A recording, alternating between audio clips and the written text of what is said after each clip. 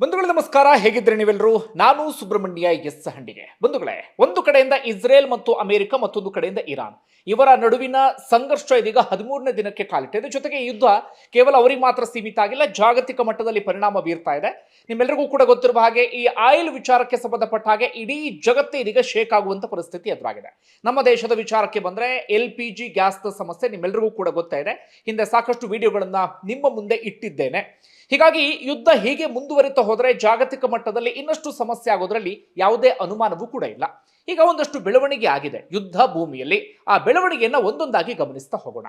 ಬಂಧುಗಳೇ, ಅಮೆರಿಕ ಬಯಸಿದ್ದು ಆಯ್ತಾ ಅಂದ್ರೆ ಇಲ್ಲ ಎನ್ನುವಂತ ಉತ್ತರ ಸಿಗ್ತಾ ಇದೆ. ಕಾರಣ ಅಮೆರಿಕ ಎರಡನ್ನ ಬಯಸಿತ್ತು. ಒಂದು, ಖಮೇನಿ ಹತ್ಯೆ, ಸರ್ವೋಚ್ಚ ನಾಯಕ ಖಮೇನಿ ಹತ್ಯೆ. ಮತ್ತೊಂದು, ಅಲ್ಲಿನ ಆಡಳಿತವನ್ನ ಬದಲಾಯಿಸುವುದು.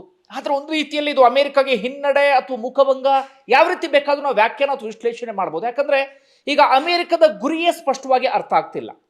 ಅವ್ರು ಅಂದ್ಕೊಂಡಿದ್ದು ಒಂದನ್ನ ಸಾಧಿಸಿದ್ರು, ಸರ್ವೋಚ್ಚ ನಾಯಕ ಖಮೇನಿಯ ಹತ್ಯೆ. ಆದ್ರೆ ಆಡಳಿತವನ್ನ ಬದಲಾಯಿಸೋದಕ್ಕೆ ಇಂದಿಗೂ ಕೂಡ ಸಾಧ್ಯ ಆಗಿಲ್ಲ. ಇರಾನ್ ಜನರ ಬೆಂಬಲವನ್ನ ಪಡೆಯೋದಕ್ಕೆ ಸಾಧ್ಯ ಆಗಿಲ್ಲ. ಇರಾನ್ ಜನರ ಬೆಂಬಲವನ್ನ ಅಮೆರಿಕ ನಿರೀಕ್ಷೆ ಮಾಡ್ತಾ ಇತ್ತು. ಅದರ ನಿರೀಕ್ಷೆ ಎಲ್ಲವೂ ಕೂಡ ಇದೀಗ ಉಲ್ಟಾ ಪಲ್ಟಾ ಆಗಿ ಹೋಗಿದೆ. ಇರಾನ್ ಜನರ ಬೆಂಬಲ ಸಿಕ್ಕಿತ್ತು ಅಂತ ಆಗಿದ್ರೆ ಆಡಳಿತವನ್ನ ಬದಲಾಯಿಸಬಹುದಿತ್ತೇನೋ. ಆದ್ರೆ ಇರಾನ್ ಜನರ ಬೆಂಬಲ ನಾನಾ ಕಾರಣಗಳಿಗಾಗಿ ಅಮೆರಿಕಾಗೆ ಸಿಕ್ಕಿಲ್ಲ. ಈಗ ಪರಿಸ್ಥಿತಿ ಎಲ್ಲಿಗೆ ಬಂದಿದೆ ಅಂದ್ರೆ, ಯಾವ ನಾಯಕನನ್ನ ಹತ್ಯೆ ಮಾಡಿದ್ರು ಆ ನಾಯಕನ ಮಗನಿಗೆ ಇದೀಗ ಪಟ್ಟಾಭಿಷೇಕವನ್ನ ಮಾಡಲಾಗಿದೆ. ಮುಸ್ತಫಾ ಖಮೇನಿ ಇದೀಗ ಇರಾನ್ನ ಸರ್ವೋಚ್ಚ ನಾಯಕ. ಆದ್ರೆ ಅಮೆರಿಕಗೆ ಸದ್ಯಕ್ಕೆ ಏನು ಮಾಡೋದಕ್ಕೆ ಸಾಧ್ಯ ಆಗ್ತಿಲ್ಲ. ಅಮೆರಿಕ ಮತ್ತೆ ಮತ್ತೆ ಹೆದರಿಸ್ತಾ ಇದ್ರು, ಯಾರು ಹೊಸದಾಗಿ ಸರ್ವೋಚ್ಚ ನಾಯಕರಾಗ್ತಾರೋ ಅವರ ಹತ್ಯೆಯನ್ನ ಮಾಡ್ತೀವಿ, ಹುಡುಕಿ ಹೊಡಿತೀವಿ. ಹಾಗೆ ನಾವು ಬಯಸಿದವರೇ ಅಲ್ಲಿ ಲೀಡರ್ ಆಗಬೇಕು, ಬೇರೆ ಯಾರು ಕೂಡ ಲೀಡರ್ ಆಗೋದಕ್ಕೆ ಅವಕಾಶವನ್ನ ಮಾಡಿಕೊಡೋದಿಲ್ಲ ಅಂತ ಹೇಳಿ. ಆದ್ರೆ ಅಮೆರಿಕದ ಹೆದರಿಕೆಗೆ ಬೆದರಿಕೆಗೆ ಬಗ್ಗುವ ರೀತಿಯಲ್ಲಂತೂ ಇರಾನ್ ಕಾಣಿಸ್ತಾ ಇಲ್ಲ. ಆ ಬೆದರಿಕೆ ಆಚೆಗೂ ಕೂಡ ಅಮೆರಿಕದ ವಿರೋಧದ ನಡುವೆಯೂ ಕೂಡ ಮುಸ್ತಫಾ ಖಮೇನಿಗೆ ಸರ್ವೋಚ್ಚ ನಾಯಕನ ಪಟ್ಟವನ್ನ ಕಟ್ಟಲಾಗಿದೆ. ಅದರ ನಡುವೆ ಆಗಿರುವಂತಹ ಪ್ರಮುಖ ಬೆಳವಣಿಗೆ ಅಂದ್ರೆ, ಮುಸ್ತಫಾ ಖಮೇನಿ ಬಗ್ಗೆ ಇಲ್ಲಿವರೆಗೆ ಹೆಚ್ಚು ಜನರಿಗೆ ತಿಳಿದಿರಲಿಲ್ಲ. ಸ್ವತಃ ಇರಾನ್ ಜನರಿಗೂ ಹೆಚ್ಚು ಮಾಹಿತಿ ಇರಲಿಲ್ಲ ಅಂತ ಅನ್ಸುತ್ತೆ. ಇನ್ನು ಜಾಗತಿಕ ಮಟ್ಟದಲ್ಲಂತೂ ಯಾವ ವಿಚಾರವೂ ಕೂಡ ಗೊತ್ತಿರಲಿಲ್ಲ, ಯಾಕಂದ್ರೆ ಸಾರ್ವಜನಿಕವಾಗಿ ಕಾಣಿಸ್ಕೊಂಡಿದ್ದು ಕಡಿಮೆ. ನಮ್ಮೆಲ್ಲರಿಗೂ ಕೂಡ ಗೊತ್ತಿರುವ ಹಾಗೆ ಸಾರ್ವಜನಿಕ ವಿಚಾರದಲ್ಲಿ ತಲೆ ಹಾಕಿದ್ದು ಕೂಡ ತೀರಾ ಕಡಿಮೆ. ಆದರೆ ಇದೀಗ ಪ್ರಪ್ರಥಮ ಬಾರಿಗೆ ಮುಸ್ತಫಾ ಖಮೇನಿ ಕಡೆಯಿಂದ ಹೇಳಿಕೆ ಬಂದಿದೆ. ಪ್ರಪ್ರಥಮ ಹೇಳಿಕೆ. ಸಹಜವಾಗಿ ಮಧ್ಯಾಹ್ನದಿಂದಲೂ ಕೂಡ ಕುತೂಹಲ ಇತ್ತು, ಯಾವ ರೀತಿಯಾದಂಥ ಹೇಳಿಕೆ ಇರಬಹುದು, ಯಾವೆಲ್ಲ ವಿಚಾರವನ್ನ ಪ್ರಸ್ತಾಪ ಮಾಡಬಹುದು ಅಂತ ಹೇಳಿ. ಯಾಕಂದ್ರೆ ಈಗಿನ ಉತ್ತರಾಧಿಕಾರಿ ಅಥವಾ ಈಗಿನ ಸರ್ವೋಚ್ಚ ನಾಯಕ, ಹೀಗಾಗಿ ಸಹಜವಾಗಿ ಕುತೂಹಲ ಇತ್ತು. ಆದ್ರೆ ಖಮೇನಿ ಎಲ್ಲೂ ಕೂಡ ಕಾಣಿಸ್ಕೊಳ್ಳಿಲ್ಲ, ಕ್ಯಾಮ್ರಾ ಮುಂದೆ ಮುಖವನ್ನ ತೋರಿಸಲಿಲ್ಲ. ಬಹಳ ಇಂಟ್ರೆಸ್ಟಿಂಗ್ ಆಗಿರುವಂತ ವಿಚಾರ. ಅದಕ್ಕೊಂದಷ್ಟು ಕಾರಣಗಳು ಇರಬಹುದು. ಯಾಕಂದ್ರೆ ಅಮೆರಿಕ ಈಗಾಗಲೇ ಮುಸ್ತಫಾ ಖಮೇನಿಗೋಸ್ಕರ ಹುಡುಕಾಟವನ್ನ ನಡೆಸ್ತಾ ಇದೆ. ಆ ಕಾರಣಕ್ಕಾಗಿ ತಾನು ಎಲ್ಲಿದ್ದೀನಿ ಏನು ಎತ್ತ ಅಂತ ಗುಟ್ಟನ್ನ ಇದೀಗ ರಟ್ಟು ಮಾಡಿಲ್ಲ. ಕೇವಲ ಅವರ ಹೇಳಿಕೆಯನ್ನ ಇರಾನ್ನ ಮಾಧ್ಯಮವೊಂದರ ಆಂಕರ್ ಇವತ್ತು ಓದಿ ಜಗತ್ತಿನ ಮುಂದೆ ಇಟ್ರು. ಹೇಳಿಕೆ ಏನು ಒಂದಷ್ಟು ಡೀಟೇಲ್ ಇದೆ. ಪ್ರಥಮವಾಗಿ ಇರಾನ್ನಲ್ಲಿ ಈಗಾಗಲೇ 1400ಕ್ಕೂ ಅಧಿಕ ಮಂದಿ ಸಾವನ್ನಪ್ಪಿದ್ದಾರೆ.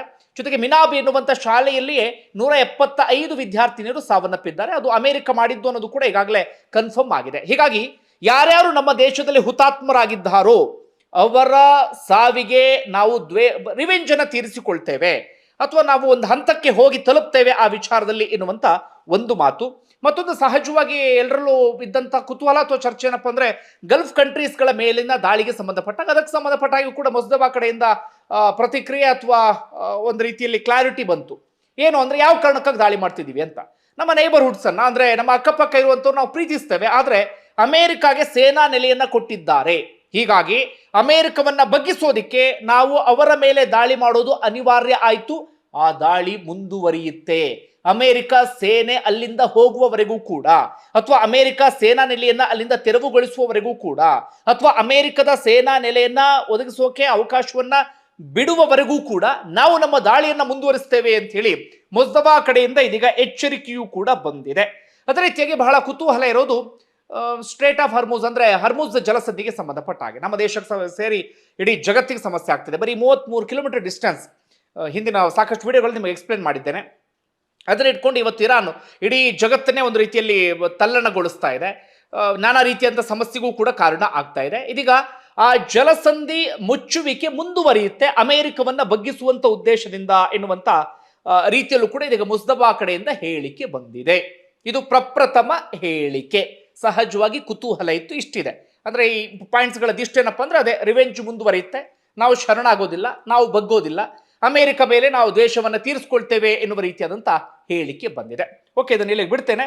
ಈಗ ಎರಡನೇ ವಿಚಾರಕ್ಕೆ ಬರ್ತೇನೆ. ಹಿಂದೆ ಒಂದು ವಿಡಿಯೋವನ್ನು ಮಾಡಿದ್ದೆ ಸ್ವಲ್ಪ ಹೊತ್ತಿನ ಮುಂಚೆ. ಅದೇನಪ್ಪ ಅಂದರೆ, ಇರಾನ್ ಭಾರತದ ಒಂದಷ್ಟು ಹಡಗುಗಳಿಗೆ, ಪ್ರಮುಖವಾಗಿ 3 ಹಡಗುಗಳಿಗೆ ಹರ್ಮುಜ್ ಜಲಸಂಧಿಯಿಂದ ಬರೋದಕ್ಕೆ ಅವಕಾಶವನ್ನು ಮಾಡಿಕೊಟ್ಟಿದೆ ಅಂತ ಹೇಳಿ ಮಾಧ್ಯಮಗಳಲ್ಲೂ ಕೂಡ ಸುದ್ದಿ ಪ್ರಸಾರ ಆಗಿತ್ತು. ಒಂದು ರೀತಿಯಲ್ಲಿ ಸಂಚಲನವನ್ನು ಕೂಡ ಮೂಡಿಸಿದಂತಹ ಸುದ್ದಿ ಇದು. ಇರಾನ್ ಕೊನೆಗೂ ಅವಕಾಶವನ್ನು ಮಾಡಿಕೊಡ್ತು ಅಂತ ಹೇಳಿ ಸುದ್ದಿ ಹೇಗಾಗಿತ್ತಪ್ಪ ಅಂದ್ರೆ, ಭಾರತ ರಾಜತಾಂತ್ರಿಕತೆಗೆ ಸಿಕ್ಕಂತ ಗೆಲುವು, ವಿದೇಶಾಂಗ ನೀತಿಗೆ ಸಿಕ್ಕಂತ ಗೆಲುವು ಎನ್ನುವ ರೀತಿಯಲ್ಲಿ. ಅದರಲ್ಲೂ ಕೂಡ ಇತ್ತೀಚೆಗಷ್ಟೇ ಇರಾನ್ನ ಒಂದು ಯುದ್ಧ ನೌಕೆಗೆ ಭಾರತ ನೆಲೆಯನ್ನ ಒದಗಿಸಿಕೊಟ್ಟ ಕಾರಣಕ್ಕಾಗಿ, ಅಥವಾ ಅವರಿಗೆ ಅಲ್ಲಿ ಲ್ಯಾಂಡ್ ಆಗೋದಕ್ಕೆ ಅವಕಾಶವನ್ನ ಮಾಡಿಕೊಟ್ಟ ಕಾರಣಕ್ಕಾಗಿ ಇರಾನ್ ಆ ರೀತಿಯಾಗಿ ಮಾಡಬಹುದು ಎನ್ನುವಂತ ಮಾತುಗಳೆಲ್ಲವೂ ಕೂಡ ಕೇಳಿ ಬಂದಿತ್ತು. ಅದು ಬಹಳ ಬೆಳವಣಿಗೆ ಎಲ್ಲವೂ ಕೂಡ ಆಗ್ತಾ ಇತ್ತು. ತಕ್ಷಣವೇ ಇರಾನ್ ಮಾತ್ರ ಅದನ್ನು ನಿರಾಕರಿಸಿತ್ತು. ಇಲ್ಲ, ಅದು ಸುಳ್ಳು ಸುದ್ದಿ, ನಾವು ಆ ರೀತಿಯಾಗಿ ಏನು ಕೂಡ ಮಾಡಿಲ್ಲ ಎನ್ನುವಂತ ರೀತಿಯಲ್ಲಿ. ಆದ್ರೂ ಆನಂತರ ನಡೀತಿದ್ದಂಥ ಚರ್ಚೆ ಏನಪ್ಪಾ ಅಂದ್ರೆ, ಇರಾನ್ ಅದನ್ನ ಬಹಿರಂಗವಾಗಿ ಹೇಳ್ತಾ ಇಲ್ಲ, ಆದ್ರೆ ಭಾರತಕ್ಕೆ ಅಂಥದ್ದೊಂದು ಅವಕಾಶವನ್ನ ಮಾಡಿಕೊಟ್ಟಿದೆ ಎನ್ನುವ ರೀತಿಯಲ್ಲಿ ಬಹಿರಂಗವಾಗಿ ಹೇಳುವಂತ ಸ್ಥಿತಿಯಲ್ಲಿ ಇರಾನ್ ಇಲ್ಲ ಎನ್ನುವಂತ ಮಾತುಗಳು ಕೂಡ ಕೇಳಿ ಬರ್ತಾ ಇತ್ತು. ಹೀಗಾಗಿ ಸಹಜವಾಗಿ ಕುತೂಹಲ ಇತ್ತು, ಭಾರತ ಇದನ್ನು ನಿರಾಕರಿಸುತ್ತೋ ಅಥವಾ ಭಾರತ ಕಡೆಯಿಂದ ಯಾವ ರೀತಿಯಾದಂತಹ ಪ್ರತಿಕ್ರಿಯೆ ಬರುತ್ತೆ ಎನ್ನುವಂತ ರೀತಿಯಲ್ಲಿ. ಅಂತಿಮವಾಗಿ ವಿದೇಶಾಂಗ ಸಚಿವಾಲಯದ ಕಡೆಯಿಂದ ಸುದ್ದಿಗೋಷ್ಠಿಯನ್ನು ಕೂಡ ನಡೆಸಿದ್ರು. ಒಂದು ಸ್ಪಷ್ಟನೆ ಬಂತು. ಅದೇನಪ್ಪಾ ಅಂದ್ರೆ, ಒಂದು ಮಾತನ್ನ ಅವ್ರು ಒಪ್ಕೊಂಡ್ರು. ಹೌದು, ಭಾರತದ ವಿದೇಶಾಂಗ ಸಚಿವರು ಇರಾನ್ನ ವಿದೇಶಾಂಗ ಸಚಿವರ ಜೊತೆಗೆ 3 ಬಾರಿ ಮಾತುಕತೆಯನ್ನು ನಡೆಸಿದ್ದಾರೆ. ಯಾವ ವಿಚಾರಕ್ಕೆ ಸಂಬಂಧಪಟ್ಟ ಹಾಗೆ ಅಂದರೆ, ಒಂದು ಈ ಹಡಗುಗಳ ಸಾಗಣೆಯ ಸುರಕ್ಷತೆಗೆ ಸಂಬಂಧಪಟ್ಟ ಹಾಗೆ ಭಾರತದ ಇಂಧನ ಸುರಕ್ಷತೆಗೆ ಸಂಬಂಧಪಟ್ಟ ಹಾಗೆ ಎನ್ನುವಂತ ಮಾತನ್ನ ಹೇಳಿದ್ರು. ಆಗ ಸಹಜವಾಗಿ ಮಾಧ್ಯಮಗಳಿಂದ ಪ್ರಶ್ನೆ ಎದುರಾಯಿತು, ಈ ಹಡಗುಗಳಿಗೆ ಅವಕಾಶವನ್ನು ಮಾಡಿಕೊಟ್ಟಿದ್ದಾರಂತಲ್ಲ ಬರೋದಿಕ್ಕೆ ಎನ್ನುವ ರೀತಿಯಲ್ಲಿ. ಆಗ ಅವ್ರು ಹೇಳಿದಂತ ವಿಚಾರ ಏನಪ್ಪಾ ಅಂದ್ರೆ, ಈ ಹಂತದಲ್ಲಿ ನಾನು ಏನೂ ಹೇಳೋದಿಕ್ಕೆ ಸಾಧ್ಯ ಇಲ್ಲ, ಅದಕ್ಕೆ ಸಂಬಂಧಪಟ್ಟ ಹಾಗೆ ನನ್ನ ಹತ್ರವೂ ಕೂಡ ಕ್ಲಾರಿಟಿ ಇಲ್ಲ ಅಂತ ಹೇಳಿ. ಇನ್ನು ಕ್ಲಾರಿಟಿ ಯಾರ ಹತ್ರ ಕೇಳಬೇಕು, ಯಾರು ಕೊಡ್ತಾರೆ ಅನ್ನೋದು ಗೊತ್ತಿಲ್ಲ. ಅವರು ಅದನ್ನು ತಳ್ಳಿ ಹಾಕಲೂ ಇಲ್ಲ ಅಥವಾ ಅದನ್ನು ಒಪ್ಕೊಳ್ಳೂ ಕೂಡ ಇಲ್ಲ. ಆದ್ರೆ ಅವ್ರು ಹೇಳಿದ್ದೇನಪ್ಪ ಅಂದ್ರೆ, ಹೌದು ವಿದೇಶಾಂಗ ಸಚಿವರು ಮಾತುಕತೆ ನಡೆಸಿದ್ದು ಹೌದು, ಅದೇ ಹಡಗುಗಳ ಸುರಕ್ಷತೆಗೆ ಸಂಬಂಧಪಟ್ಟ ಹಾಗೆ ಚರ್ಚೆ ಆಗಿದೆ ಅನ್ನೋದನ್ನು ಕೂಡ ಸ್ಪಷ್ಟಪಡಿಸಿದ್ರು. ಈಗ ಇರುವಂತ ಕುತೂಹಲ ಏನಪ್ಪ ಅಂದ್ರೆ, ಒಂದು ಹಡಗು ಇದೀಗ ಭಾರತಕ್ಕೆ ಬಂದು ತಲುಪಿದೆ.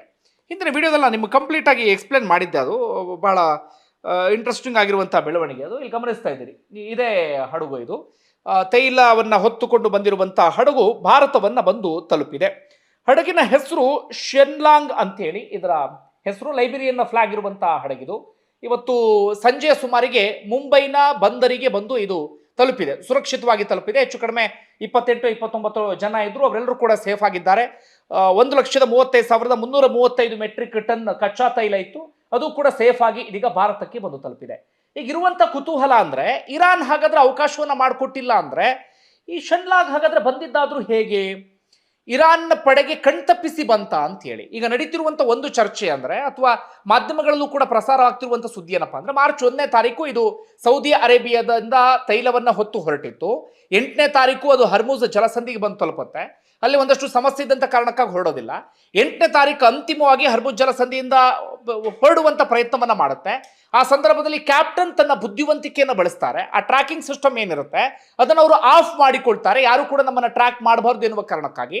ಹರ್ಮುಜ್ ಅಂದ್ರೆ ಡಾರ್ಕ್ ಮೋಡ್ ಅಂತ ಕರಿತೀವಿ.